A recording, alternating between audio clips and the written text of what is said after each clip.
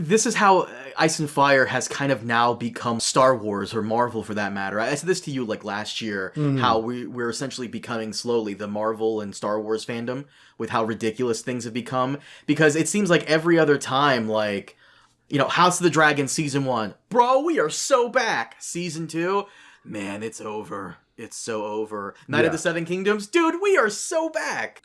Come on, guys. Yeah, but it's also, I realized that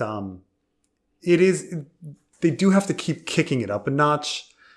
You know how, like, at first, lightsaber battles, it's just one guy versus one guy, and then all of a sudden Darth Maul comes in, we got double bladed lightsabers, okay. Then all of a sudden it's lightsaber in each hand and like a whole stadium filled with Jedi running in. And then it's this like, then it's robots with 6 lightsabers and flying around on little discs on rivers of lava, battling for 20 minutes. I mean, everything has to get kicked up, right? And it's kind of the same with House of the Dragon. Like, how many more dragons, how much more battles? Like, it's got to be bigger and bigger and bigger. It's got to wow people more and more and more. Becomes this impossible task. I kind of relate it to like eating a Cool Ranch Dorito. You know what I'm talking about? I think you've made this analogy before, but go ahead. Yeah, you eat the Cool Ranch Dorito, and it's like really good. And then you want to get back to that first level of good taste. So you keep eating more. But something to do with your taste receptors or something, like every subsequent chip is not as intense and good as that first one. But you keep wanting to get back to the intensity of that first one. So you're shoveling your mouth filled with Cool Ranch Doritos and you end up eating the whole bag. It's similar where you want the magic. You want that magic of that first big epic thing you saw. And they keep trying to like match it. And they try to match it by throwing in more dragons and more explosions and more boats and whatever. But it never really gets at the risk of getting that criticism that you and I get of we're being like snobby, wine drinking, looking down on the fandom. This is just the fundamental truth that Ice and Fire has never been about the big spectacles. It has always been about those small, intimate moments between two characters in a room. Right. It's almost surprising. I think Night of the Seven Kingdoms really highlights that. Is that Game of Thrones and House of the Dragon kind of became spectacle. How can we have more and more spectacle? And it's not that Night of the Seven Kingdoms was completely devoid of spectacle. But it was really, mostly interpersonal stuff. And yeah, you had your quick night jousts and whatever, and the trial by combat and such that did go on. But when you compare it to the spectacles of, the Battle of the Bastards or CGI dragons or all of these huge things that we've seen in Game of Thrones and House of the Dragon, it was small. It's small scale. And yet, I think it was, at least among fans, it was better received than most of House of the Dragon and late Game of Thrones. People really liked Night of the Seven Kingdoms. And I suppose the ratings are good. It's really difficult to decipher and compare ratings because the nature of media changes over time. And so we're measuring different things. Like when Game of Thrones was on, people were measuring who tuned in Sunday night. And that was the ratings measure. And now we talk about like minutes watched over like a week, and like that kind of thing. How do you compare those two things? I don't know. I could actually answer that real quick. Warner Brothers Discovery just tweeted that the HBO original show is currently averaging more than 14 million viewers in the US and 26 million globally. Right, but that's a different metric. Like when Game of Thrones was on and people talked about ratings, they talked about Sunday night specifically. They didn't talk about like what was the time period for that when they said 24 million viewers? Like that means so far? Like in a week? In 10 days? It says here, like, deliver a series of high 9.5 million cross platform viewers in the first 3 days of availability. So like within the first 3 days of the episode dropping. Within 3 days. See, there you go. Like it was, you know, you got to like read the fine print for like what are we examining? Well, for its budget, like it and does then seem again, like a success. Sure, and then what's a view as well? Like, so is somebody that watches 5 minutes a viewer, and is some asshole who's watched it 5 times, like us, like one viewer, or is that more than one view? You know, all of these things are very difficult. Let me explain this for the audience who may not Who understand where Preston is coming from. So as YouTubers, we have access to these metrics on our dashboard, and we can tell the average view of a person on our videos. For example, if you upload a video, what's the average amount of time that people stay on your video? You upload a 10-minute video, but the average person only watched 6 minutes of it. YouTube will tell you that. That's where Preston is coming from. Right.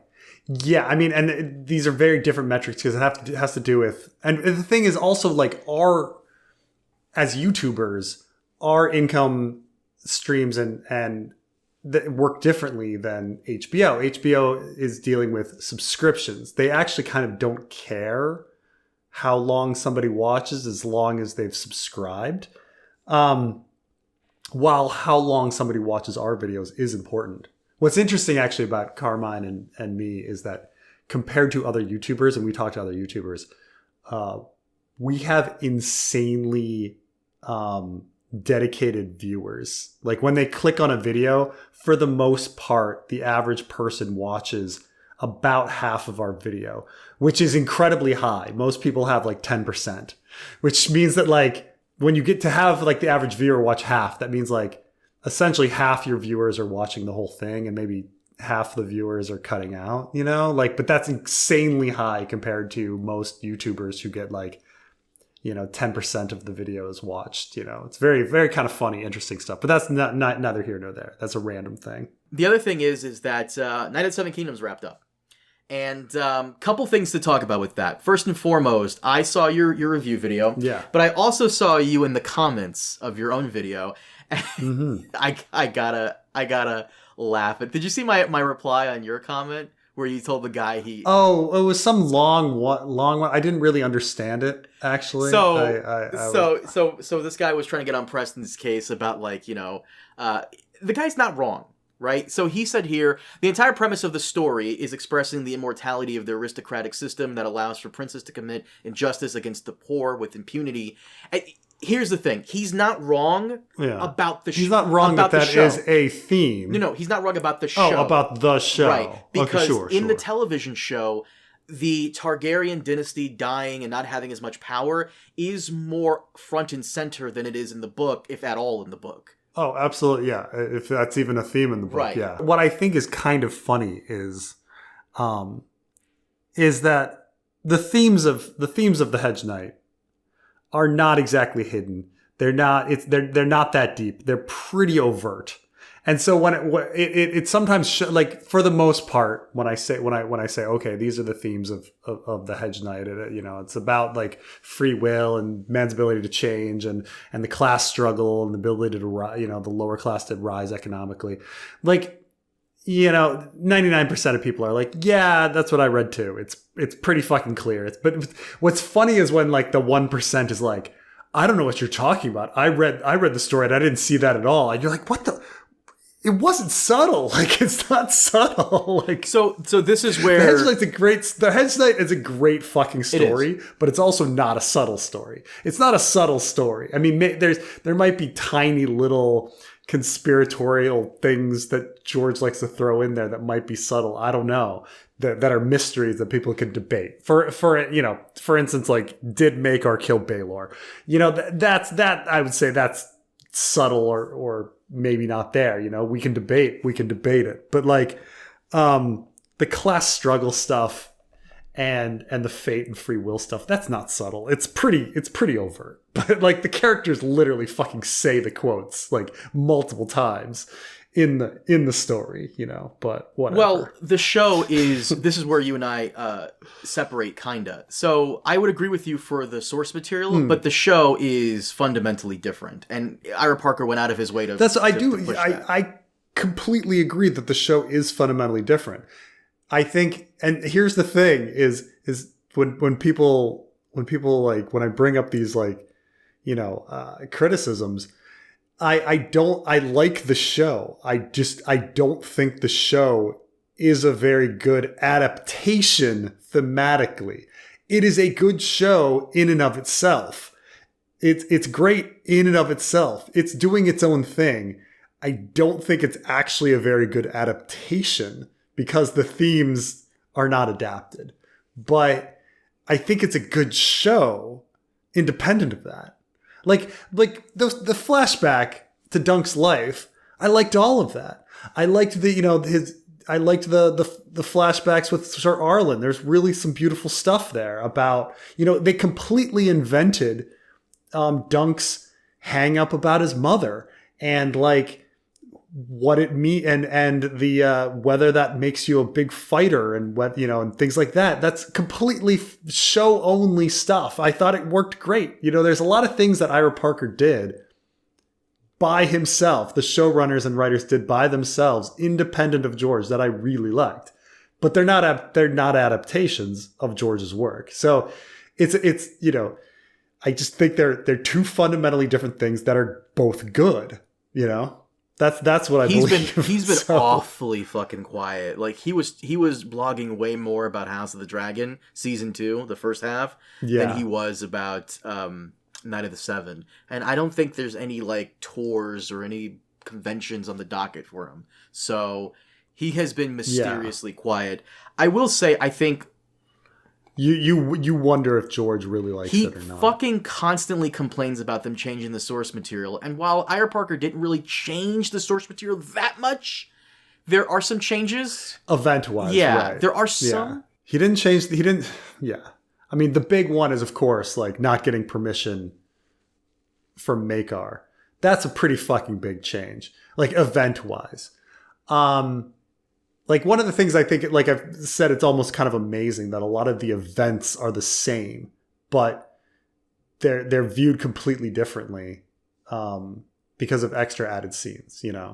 Like yes, the Laughing Storm like is in the trial by combat, but at the same time, when you add all these extra scenes with the Laughing Storm, it completely changes what it means that the Laughing Storm is there. So. All the events that are there, they just mean something different, I think the one thing I really would say is a shame is I wish the show gave us more of Dunk being an actual chivalrous knight instead of him just doing this one thing, protecting a girl that he really has a crush on. That reminds him of his original crush and also best friend. Because you could argue that, is Dunk really protecting the innocent or just a girl he wants to get with? To be fair, Tansel is innocent, of course. But also, I think a missed opportunity was not giving us scenes of Dunk going out of his way for other people in the show before the ultimate Tansel confrontation with Aerion.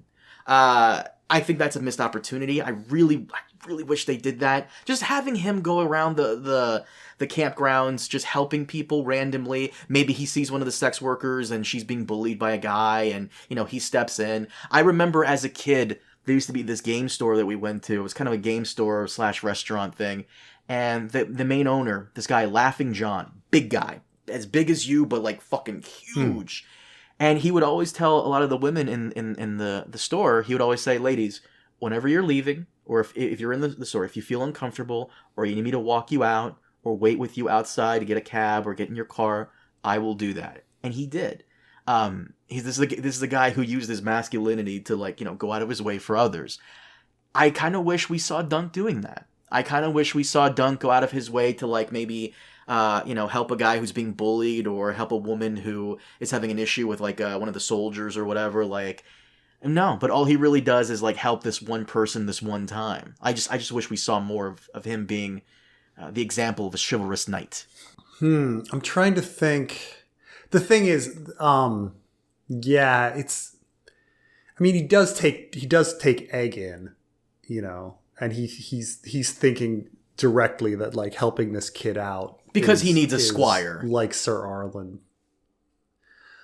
Oh, I mean, well, again, this is like book versus show, right? Like in the book, it's definitely not because he wants a squire. Like in the book, it's definitely he's thinking the whole time, this kid is like me. Sir Arlan took me in. I need to take this boy in. You're right, because we don't have Dunk's internal monologue.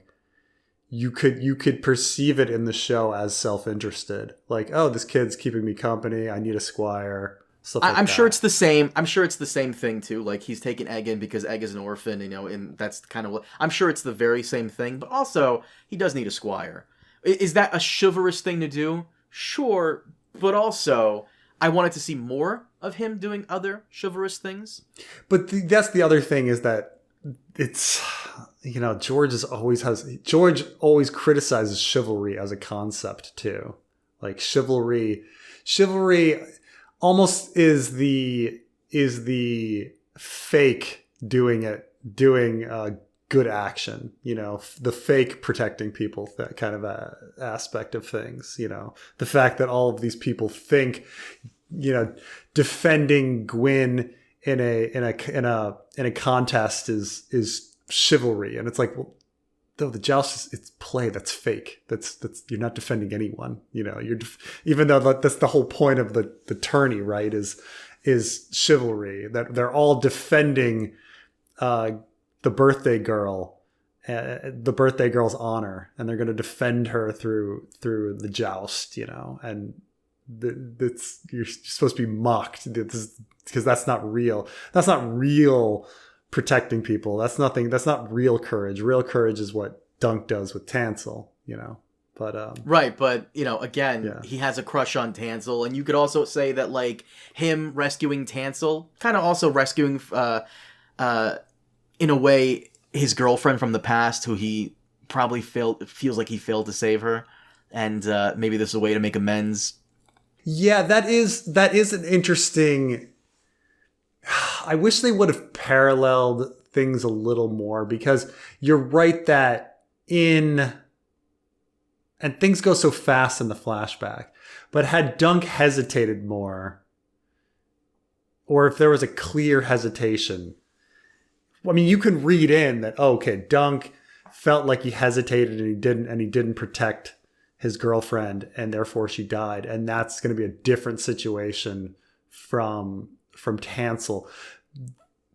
They didn't quite parallel it enough that like my mind would go there, you know, because like in the flashback, like Alistair kind of just comes up and slits her throat really fast, and before Dunk can even think. And the question is like, you know, is he thinking about his failings there versus Tansel? I guess that's missed opportunity.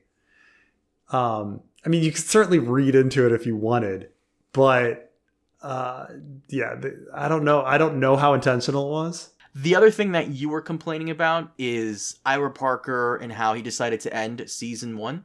I thought it was the most hilarious thing ever. Kind of fits with Egg's character. That's literally what happened at the very start of the season. You know, he goes off and does his own thing without getting his father's permission.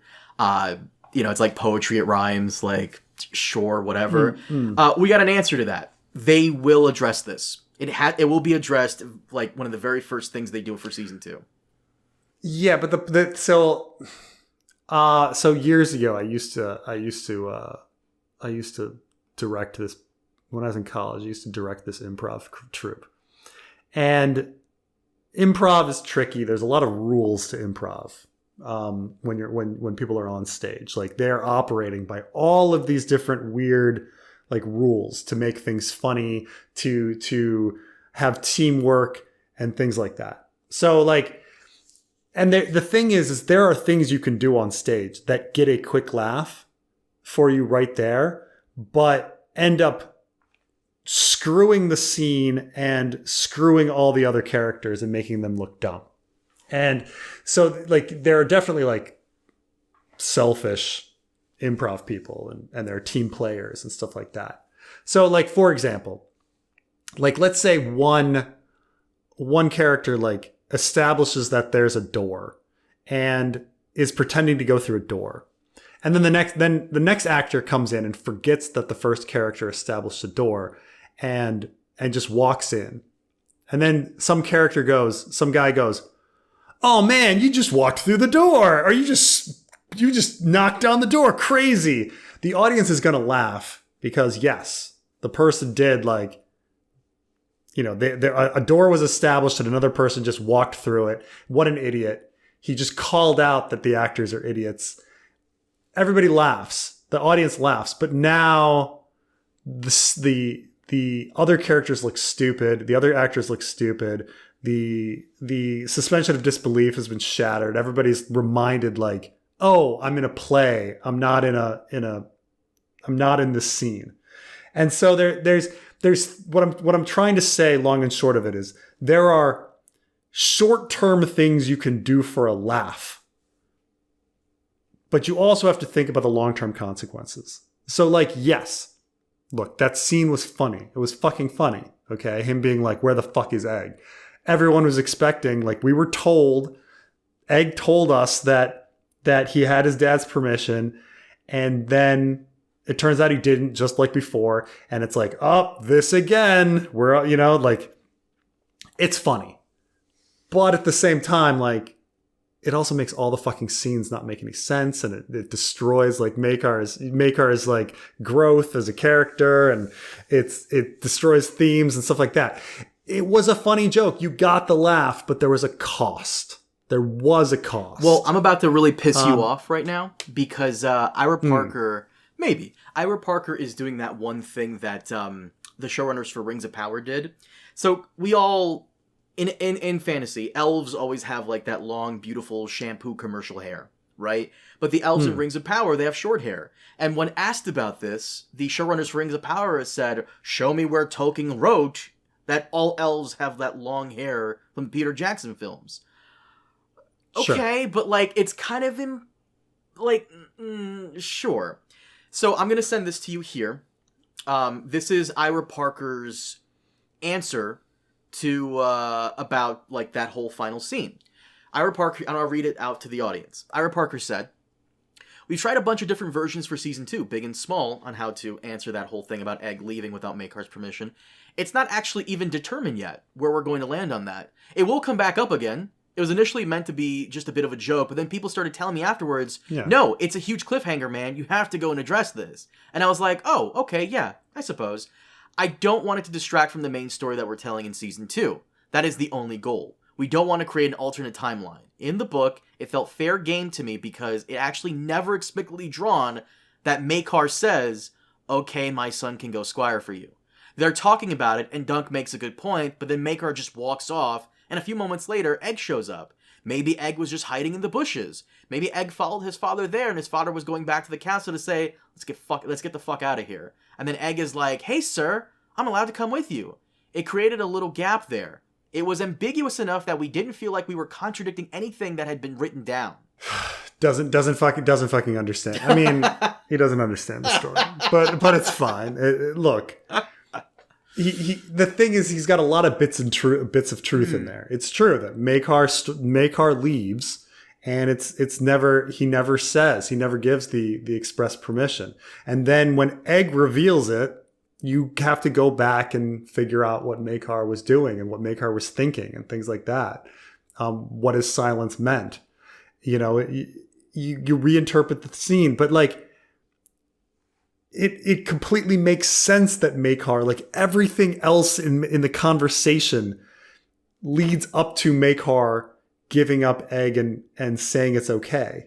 I mean, the entire discussion about the tree, about the High Septon, like about people needing to change, which brings you to the original conversation that Makar and Baelor have about change and man's ability to change. Like, it's so fitting.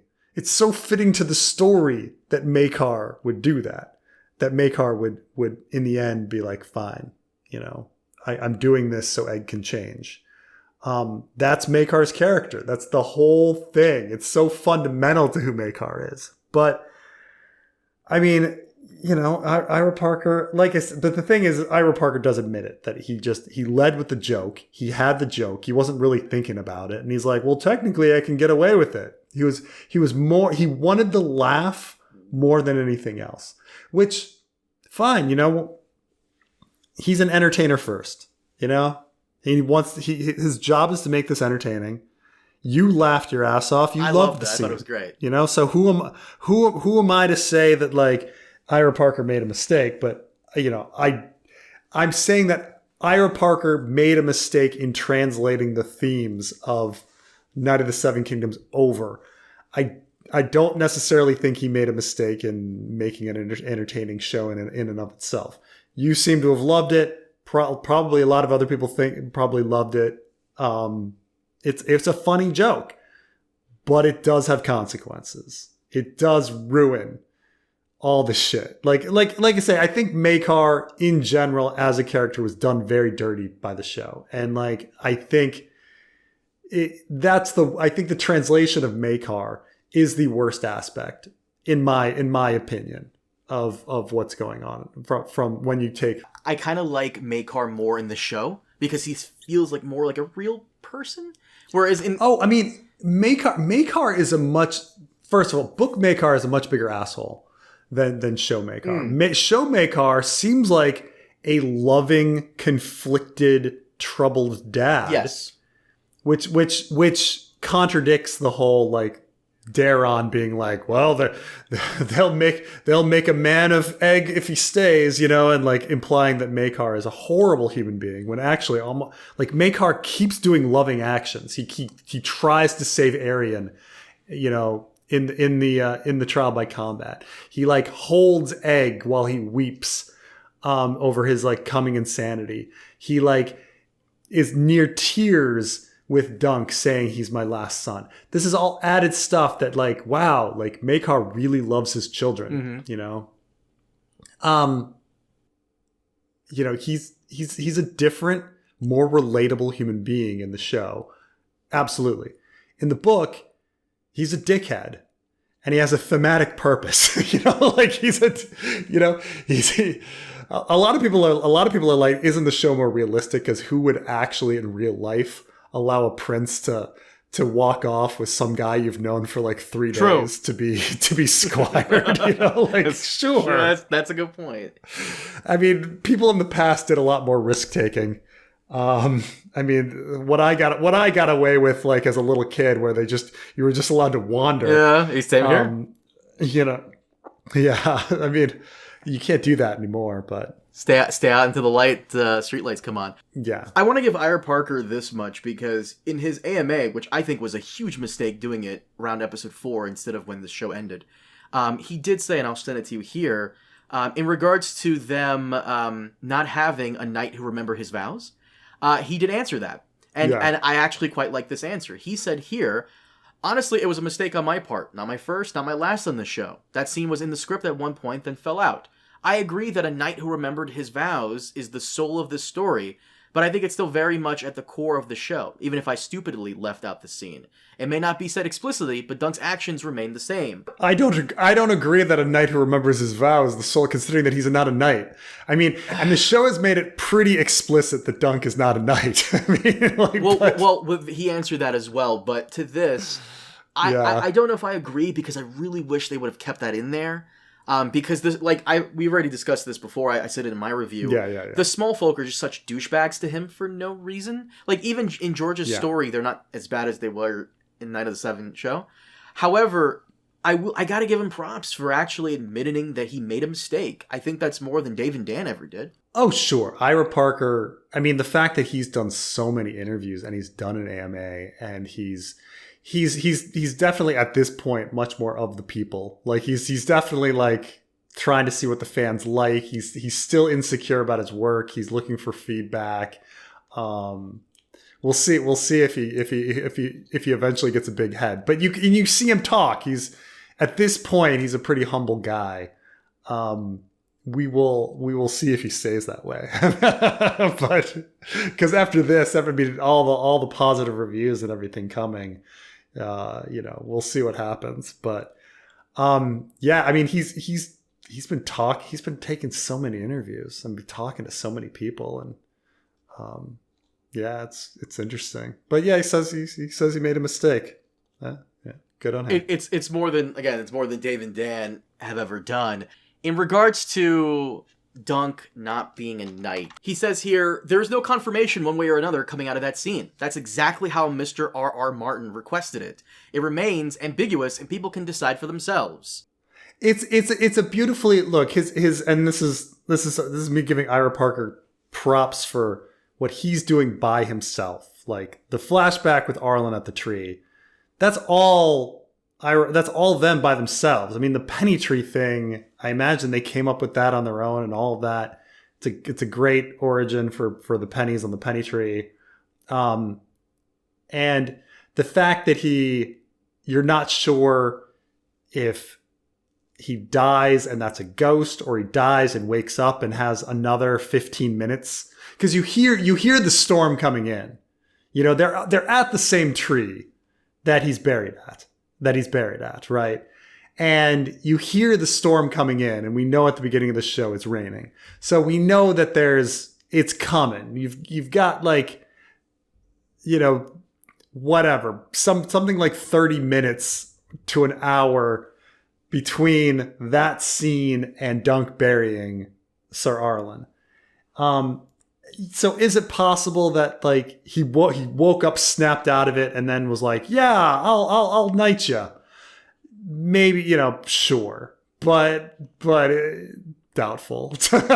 Doubtful. I mean, I took the scene as him being a ghost.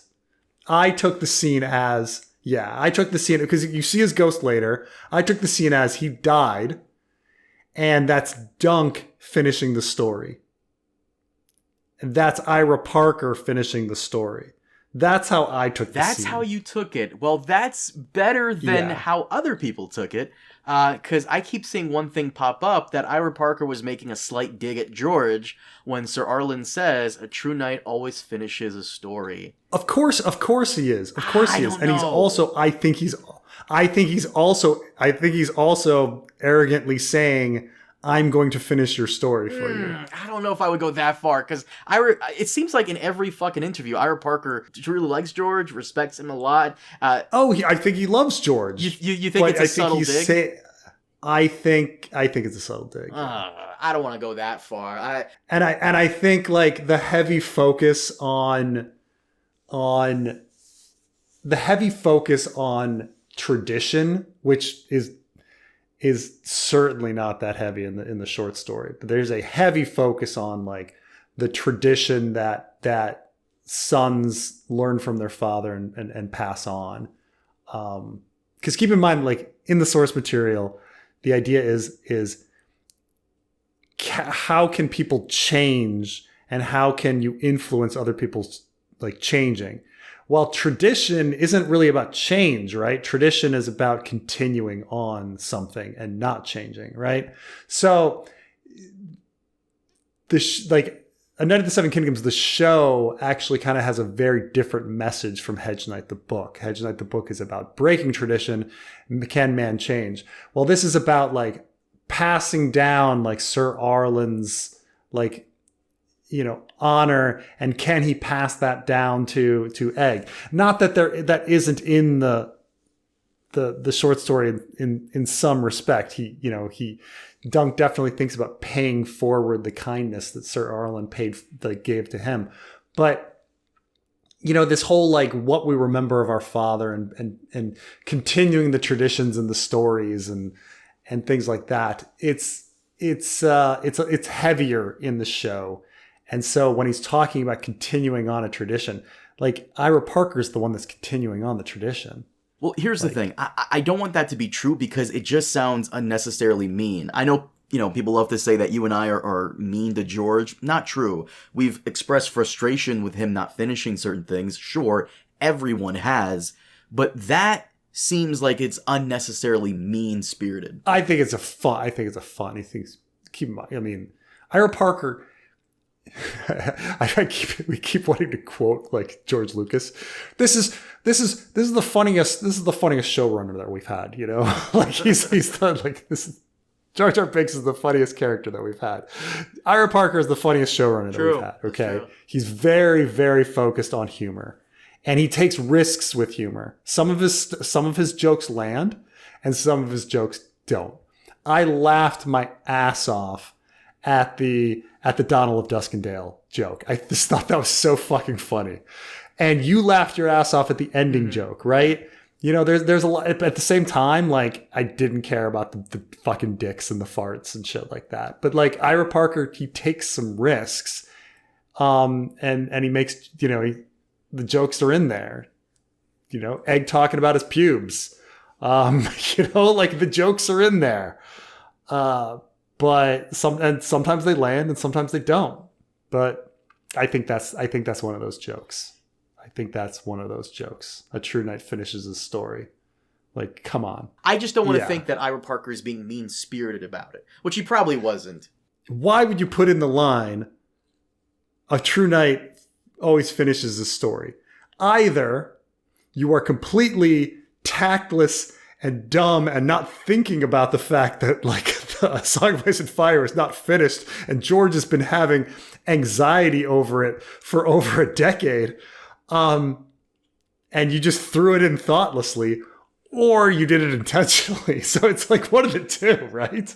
You're either being thoughtless, you're either being completely thoughtless and dumb, or you're being a little bit cruel. So which is it?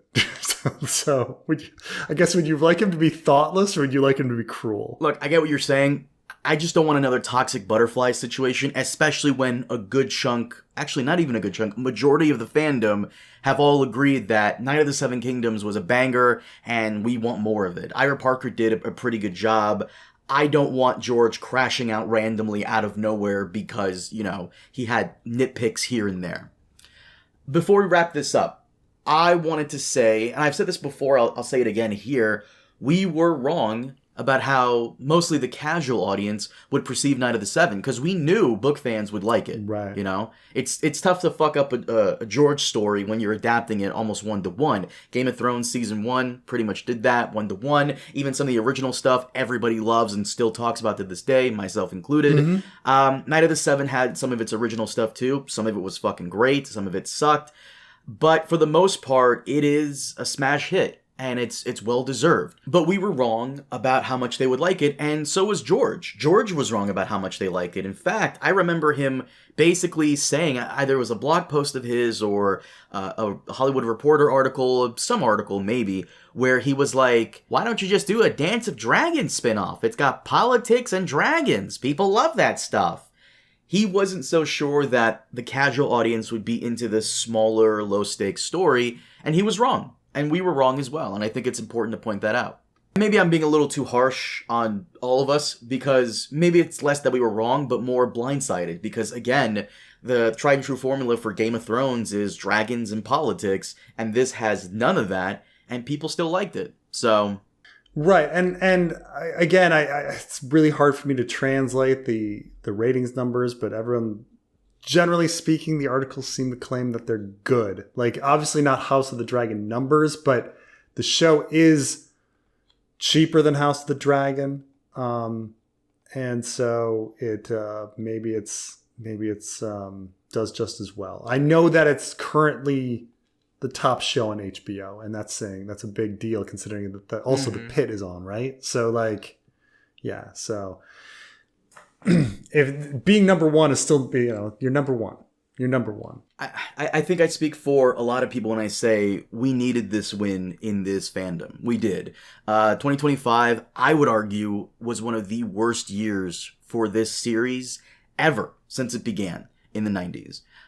Just, you know, the lack of any news on the George front with wins, all these convention appearances he did, and there was like nothing new or anything, and then the person insulting the hell out of him at Worldcon, and then the Feast for Crows illustrated thing, that whole debacle, which people seem to have forgotten, kinda, and not even having a show which was supposed to have come out, yes, last year, but they held off for this year so we could have 2 Thrones spin-offs for when they launch in Europe. It's just, there was like a whole lot of misfortune for the Ice and Fire fandom in 2025. And hopefully 2026 is better. You know, we're getting 2 shows. One so far has been a smash hit. I'm hoping House of the Dragon Season 3 can recapture the magic and make everyone feel hyped again. We'll see what happens, but hopefully it's good news ahead. Preston, I've kept you on for too long. Do you mind if we wrap it up here? Sounds good. Guys, thank you so much for joining us. As always, we'll see you all next time. Have a good one.